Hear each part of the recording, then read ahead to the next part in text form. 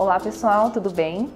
Hoje a gente está aqui para conversar sobre um assunto bastante sério e importante para todos e principalmente para as mulheres, que é a violência contra as mulheres, né? Então, recentemente nós tivemos alguns casos na mídia que teve bastante repercussão, então isso fez com que o debate viesse à tona e que as pessoas começassem a falar mais sobre isso. Então nós convidamos para conversar mais sobre o assunto aqui a doutora Ana Carolina Minozzi, que ela é advogada, presidente da Comissão do Jovem Advogado da OAB de Bauru, no interior de São Paulo, e membro do Conselho de Políticas Públicas para Mulheres. Obrigada, Giovana, pelo convite. Eu que agradeço. Agradeço aos espectadores que estão nos assistindo. Obrigada ao Grupo Alto Astral, pela oportunidade da gente estar tratando do tema. Quando a gente pensa em violência contra a mulher, muitas pessoas pensam em agressão física, nas vias de fato. Mas quais são os tipos de violência que podem existir assim, contra as mulheres? É comum a gente pensar em agressão física. No entanto, existem diversos tipos de violência, infelizmente, que a mulher pode estar submetida. A violência psicológica, a violência sexual, a violência patrimonial. Às vezes a gente não pensa em exemplos, O que poderia ser uma violência patrimonial? Desde o companheiro, do agressor, não o companheiro, mas o marido, ele controlar as contas, ele controlar a vestimenta, a forma como se veste, ele controlar até coisas particulares dela, objetos, bibelôs, fotografias, todo esse controle que não é um consenso e que desequilibra e viola os direitos de um enquanto os direitos do outro não são violados, então isso seria uma violência patrimonial contra a mulher. Existem diversas outras expressões que designam violências contra a mulher, por exemplo, a violência institucional, que foi muito comentado no caso do José Maia, e ela pode acontecer tanto no ambiente laboral quanto no ambiente escolar, tanto tudo que é aquilo que é institucionalizado, aquilo que a mulher está sujeita dentro do ambiente institucionalizado, um trabalho na escola, de repente um hobby que ela tem, ela frequente, sei lá, um teatro, uma companhia de teatro, ela está institucionalizada, então é responsabilidade daquela instituição manter a segurança, a saúde das pessoas que frequentam esse lugar, e também pode acontecer violência nesse lugar. Violência obstétrica, infelizmente, também é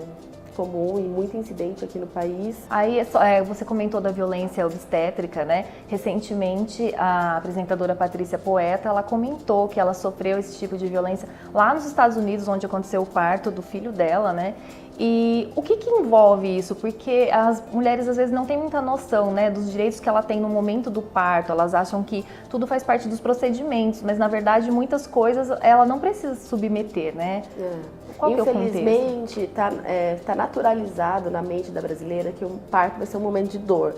Então, tudo aquilo que acontece, que a mulher se sujeita, ela nem percebe o que ela está passando, é uma violência dos direitos individuais dela, dos direitos a ela ter liberdade de escolha, porque todos os procedimentos médicos a que a gente submete somos nós que temos que escolher. Não adianta, não pode uma equipe médica submeter uma paciente a algum procedimento sem avisá-la do que vai acontecer. Então, é o caso de pressionar, por exemplo, pressionar a barriga para que force o bebê sair, ou a episiotomia, que era muito comum no país, O cortinho. Que é o corte, entre diversos outros, desde você não deixar qualquer acompanhante, marido, mãe, seja o acompanhante que a grávida escolher para acompanhá-la no centro, na hora do parto. Isso também, infelizmente, acontece muito por puro capricho médico, por puro capricho da equipe médica, eles querem mais espaço, infelizmente. Essas são as desculpas mais comuns. Então, esses são exemplos de violência obstétrica. E essa questão da violência psicológica, existe sim um limite entre só uma discussão, por exemplo, entre um casal, ou enfim, entre um homem e uma mulher, e a agressão psicológica? Não existe um limite legislativo para isso. Certo. Normalmente, a violência psicológica ela é uma primeira etapa de um relacionamento abusivo. Ela já vai dando indícios de alguma coisa. Até que quando chega na violência física, que é aquilo que tem uma prova evidente, todo mundo enxerga as consequências de uma violência física, As provas estão ali no corpo da pessoa. Normalmente, essa mulher ela já passou por muita violência psicológica. O principal, as amarras que foram feitas são amarras invisíveis. Ela se sente dependente daquele companheiro, ela se sente dependente emocionalmente, financeiramente, ela acha que ela precisa daquele companheiro para viver. esse é um dos grandes motivos para as mulheres não denunciarem, inclusive, as violências que elas sofrem, porque elas acham que se elas denunciarem, elas perderão, então, aquele que provém o lar. Isso já vem da violência psicológica, dela achar que ela não é capaz, dela achar que ela não consegue. Como a gente vai dimensionar isso? Só através de um atendimento psicológico. Se você está em dúvida, se você ouviu alguma coisa que te magoou e que te infringiu alguma esfera de direitos seus, individuais, então procura a opinião de quem está de fora. É uma boa ideia você pedir a opinião de quem está de fora, porque a pessoa que está de fora tem mais clareza do que está acontecendo ou não, né? Quando acontece com a gente não consegue olhar direito para o que está acontecendo, normalmente a mulher está muito apaixonada. E todos esses tipos de violência são considerados crimes na lei? Crimes são tipos penais, então assim, são condutas altamente reprováveis pela sociedade, e aí o legislador, então, ele pincelou alguns verbos, e esses verbos, eles estão ou no Código Penal ou em outras legislações. Esses verbos são os crimes. Então, tudo aquilo que está descrito nesses verbos é considerado crime. Então, dependendo da conduta, se a gente conseguir descrever com alguns verbos que existem no Código Penal ou em outras legislações, vai ser crime. Então, depende. Por exemplo, constranger alguém a ter o ato sexual. Isso é um crime. Está descrito no nosso Código Penal como estupro, dependendo da idade. Pode ser estupro de vulnerável, dependendo da posição hierárquica, pode ser um assédio sexual também, não necessariamente estupro. Então, depende da situação, tem que olhar caso a caso para saber se é ou não um crime. Se está descrito naquele verbo, dá uma olhadinha nos verbos do Código Penal, é sempre legal a gente olhar isso. Os verbos do Código Penal. Entendi. E com relação à Lei Maria da Penha mesmo, né? O que ela prevê? Quais os direitos que ela garante? Em que caso ela pode ser aplicada, de fato? A Lei Maria da Penha, ela é a Lei 11.340 de 2006.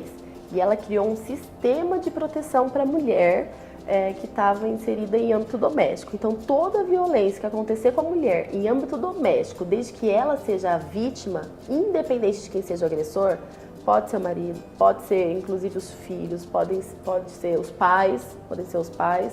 Se for, a gente já conseguiu a aplicação da Lei Maria da Penha em analogia, isso é bacana comentar, em repúblicas, porque também a gente consegue entender a república como um ambiente doméstico, desde que seja uma república feminina, casais de namorados, homossexuais ou heterossexuais, desde que a vítima seja mulher, não interessa quem é o agressor, a gente consegue aplicar a Lei Maria da Penha se tiver esse requisito do âmbito doméstico, dessa convivência familiar. O agressor não precisa necessariamente ser um homem. Não precisa necessariamente ser um homem. Ah, tá. Então, qual a importância da Lei Maria da Penha? Ela cria medidas protetivas de urgência, por exemplo, o afastamento do lar. A mulher, ela tem direito a suspender o contrato de trabalho dela por 6 meses, caso seja necessário, para ela se recuperar, para ela recuperar a saúde dela. Quer dizer, ela tem a estabilidade do contrato de trabalho por 6 meses.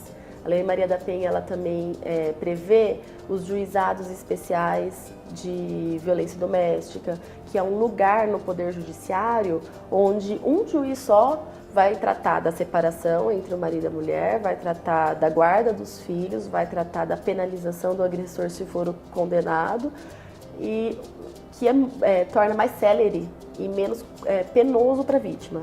Ela prevê também a ressocialização do agressor, isso é muito importante, né? Isso torna essa lei muito moderna. Diversos dispositivos dela não são aplicados, porque a gente ainda não tem o aparelhamento estatal necessário. A gente precisa, então, de uma vontade política de que tudo que a Lei Maria da Penha prevê seja aplicado, seja executado como política pública para a proteção da mulher. Você comentou da ressocialização do agressor, né? Exato. Isso é uma das penas, a gente pode dizer assim, que ele sofre. Quais seriam essas penas que ele pode, ele ou ela, né, agora, pode sofrer? Se for o caso mais comum, o caso de lesão corporal, é de 3 meses a 3 anos a pena que a pessoa pode sofrer, o agressor pode sofrer, se ele for considerado culpado. Mas A violência doméstica ela é muito ampla, né? Então ela pode ser física, psicológica, sexual. E aí, dependendo do tipo de violência que essa vítima estiver sofrendo, a gente vai encaixar em um tipo penal diferente, porque os verbos que aquele agressor está produzindo na conduta dele são diferentes. E para cada um vai ter uma pena diferente. O mais comum que a gente mais ouve falar é a lesão corporal, de 3 meses a 3 anos. Ou existem, aqui no Brasil, a gente tem 2 números telefônicos para fazer esse tipo de denúncia. É o Disque 180, que é um número federal só para esse tipo de atendimento de violência contra a mulher. E tem o 190, que é o da Polícia Militar. Depois, a Maria da Penha foi implantada em 2006, né? Então, são 11 anos. O que mudou na realidade com relação depois dessa lei? O que mudou nesses 11 anos? A própria Lei Maria da Penha mudou nesses 11 anos. Hoje, a ação penal ela não é mais privada. Antes era a própria mulher que fazia a denúncia ou não, era a própria mulher que poderia retirar a queixa ou não.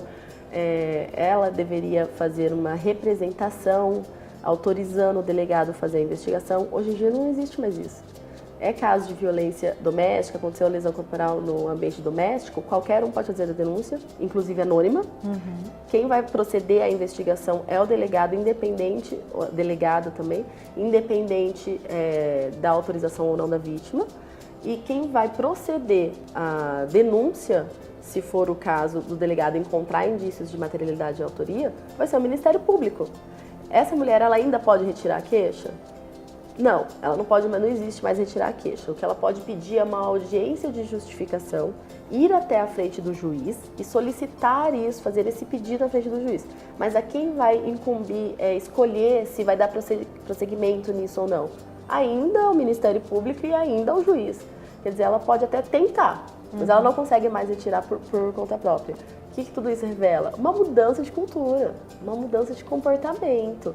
É só a gente olhar na internet, né, o quanto as meninas falam sobre isso, o quanto os meninos também estão se envolvendo cada vez mais com isso. A gente tem toda uma geração muito consciente disso. Então essas são as diferenças que a Lei Maria da Penha está fazendo. Algumas palavras, inclusive, viraram assim, o pessoal fala moda, né? Tipo feminismo, machismo, feminicídio, sororidade, né? São termos, misoginia, todos ligados a isso, né? E tem sido muito falados, principalmente nas redes sociais, né? Sim. O feminicídio, ele é um tipo de homicídio. Então, se uma mulher ela for morta por motivo de gênero, por motivo de ser mulher, exemplo clássico, ciúme, crimes passionais em relação à mulher, se ela for morta por ela ser mulher, então o agressor ele vai estar incorrendo no crime de feminicídio. Continua sendo matar alguém, mas esse alguém é a mulher. Ainda está incluído lá no rol do homicídio, ainda é um homicídio. Fica uma confusão. E você comentou que 90% dos casos não são notificados, né, de agressões contra as mulheres. Tem outros dados que você se lembre e possa citar que são importantes da gente falar com relação a isso? Sim, é muito importante.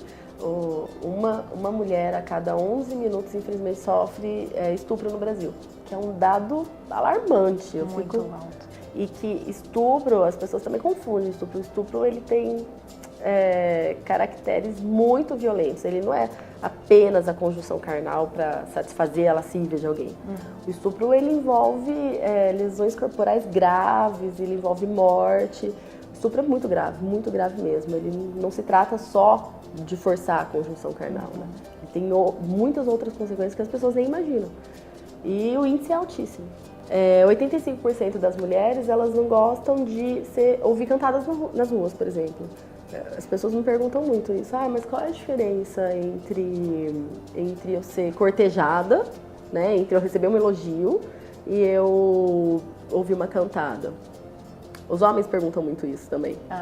Falo, só olhar a estatística, 85% das mulheres não querem ser chamadas nem de lindas, que parece a priori muito inofensivo. Mas elas não querem, nós não queremos, né? Você vai arriscar? Você vai arriscar. Se você está entrando na esfera de direitos individuais de alguém, você está cometendo um ilícito. Não é para ser feito. Uma outra estatística muito alarmante. A cada 2 horas, uma mulher é morta no Brasil. Daí veio a importância da nossa conquista de existir o feminicídio no Brasil, da gente tipificar esse verbo, colocar esse verbo, né, de tipificar essa conduta. diferenciar ela do homicídio, porque daí agora a gente cria estatísticas específicas só para isso. A gente vai ter mais clareza da situação, do que é que está acontecendo no Brasil. Uma outra estatística interessante é que 27% das mulheres continuam com os agressores no caso de violência doméstica. Como eu disse, 90% dos casos não chegam à delegacia. Desses 100%, né, então pelo menos 75% resolvem a situação, mas eles não denunciam. E dos que não resolvem a situação, continuam com o agressor. Por quê? Por medo, por constrangimento, realmente por falta de coragem, por achar que não tem apoio. Nesse sentido, é muito importante quem está em volta observar e dar apoio para essa vítima, né? Aquele velho jargão de em briga de marido e mulher ninguém mexe colher, isso não serve mais para nós. Não se encaixa. Não se encaixa mais. A gente precisa meter a colher. Até por isso mesmo que a ação foi mudada de ação privada para ação pública. Justamente por esse motivo, porque a agressão à mulher é uma agressão a toda a família. Quando uma mulher é agredida, toda a sociedade sofre prejuízos. Isso. Todos os filhos, a família fica vulnerável, existem consequências psicológicas para toda a sociedade, para o ambiente de trabalho, enfim. É uma ocupação da sociedade, é uma preocupação de todos nós cuidar dessa mulher. E você comentou, fiquei curiosa com relação às cantadas, né? Como que você faz, por exemplo, se você se sente agredida por ouvir uma cantada, mas como que você faz essa denúncia? Porque é difícil você ter uma prova, né? Geralmente é uma coisa verbal ali que você não esperava, não tem. Existe uma forma de denunciar mesmo assim? Como que deve se proceder? É importante, então, você coletar as testemunhas que possam estar no local, ainda que você não as conheça, você pedir se a pessoa tem disponibilidade, porque ela não vai querer fazer isso se ela não tiver, ela não vai passar os nomes e telefones e dados para ela ser localizada depois pela autoridade policial. Mas, realmente, se ela for pega de surpresa, ela não vai conseguir gravar, ela não vai conseguir fazer nada disso, né? Se for possível, faça. Senão, vai ser eminentemente testemunhal, no caso de uma injúria, poderia ser uma injúria, no caso muito comum em baladas, na rua, no ônibus, infelizmente muito comum, né? Se forem crimes que acontecem sempre com a mulher e ela demora muito tempo para fazer boletim de ocorrência, às vezes as marcas corporais podem desaparecer. No entanto, ficam traumas psicológicos daquela mulher, ela pode passar por uma perícia psicológica também, para demonstrar a situação pela qual ela passou. Mas é sempre importante, então, as provas testemunhais, as provas documentais, realmente elas são muito importantes para o processo. Mas independente do processo, Giovana, essa mulher procurar ajuda, independente do resultado que vai ter esse processo, o principal é que ela tenha dignidade de vida. O principal é que ela saia da situação, que ela seja feliz, que ela reconstrua a vida dela. Eu acho que esse que é o principal. Então, ainda que que o agressor não seja condenado, esse é o maior medo das mulheres, né? Que o agressor não seja condenado. Tudo bem, tudo bem. O melhor você fez, que foi sair da situação de violência. Esse foi o melhor para você. Um dia a gente vai ter um direito penal mais efetivo. Com certeza, eu acredito nisso, todos os operadores do direito acreditam nisso. Infelizmente, hoje a gente não tem, a gente tem que trabalhar com a realidade. Mas o que não pode é tirar as nossas esperanças de justiça também.